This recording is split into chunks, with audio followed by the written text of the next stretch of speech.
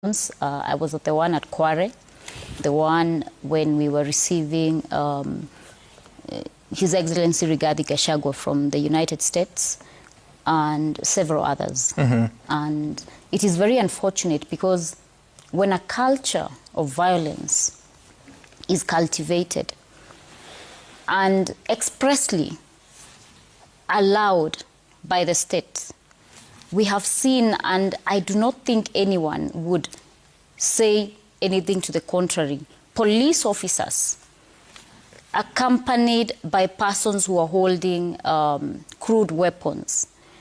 We saw during the Witima Church attack that those persons actually boarded a police vehicle, a national police service vehicle. So the prima facie evidence, the face value of it, is that the government is involved in structured political violence. Why would a government want to manufacture political violence? We saw what happened during the by-election in Malava, where the candidate who was vying under DAPK was attacked violently. This happens because the government would want to create or instill fear among people towards the 2027 general election.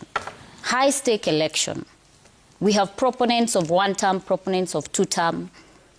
The president who wants to gain another term to serve Kenyans. So all these issues come about because of the election period. And you will see a need to perhaps manufacture violence to suppress voter outcome, mostly in regions that are perceived to be anti-government or anti-status quo. The most unfortunate thing is that this monster will swallow us all. Pro-government, anti-government, one-term, two-termers, it will not choose some. If violence breaks out between here and CBD and you're headed to town, no one is going to ask you, are you one-term or two-term? There's no way to verify whether you support the government or you do not support it. So I want to tell the people who are watching Brief for the goons, who are actually funding and oiling a well-orchestrated political machinery of goonship, to know that when the chickens come home to roost, all of us will go down the drain. And we do not have any other country. It is extremely unfortunate that we want to put Kenya in such a situation like Haiti, where we had sent our police forces to go try calm down the situation. I mean, we have neighbors like Somalia here, where several factions are fighting. It can happen, and it just happens overnight.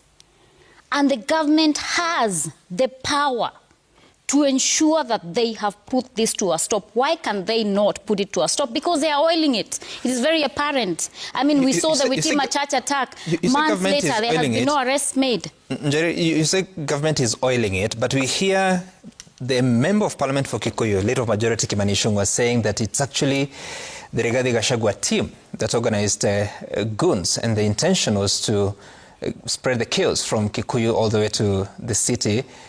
What should you do with these politicians? There's something called deflection in psychology, where if I am actually the one committing the act, I have a counter-narrative to deflate the situation and deflect it on the person who's actually the victim. I always ask, and I have asked several times, why have we not seen any arrest of those goons done and charged in a court of law? We saw the Witima Church attack. I mean, the videos are there. Anyone can look at them if they have any doubt.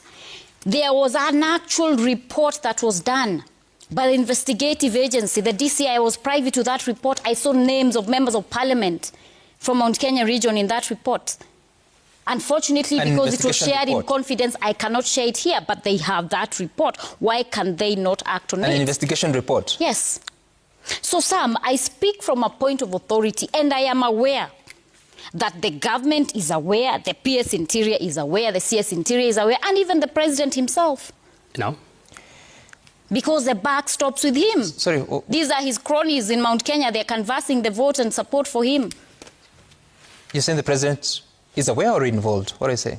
He is aware. How would he not be aware, Sam? I mean, he's a consumer of raw intelligence.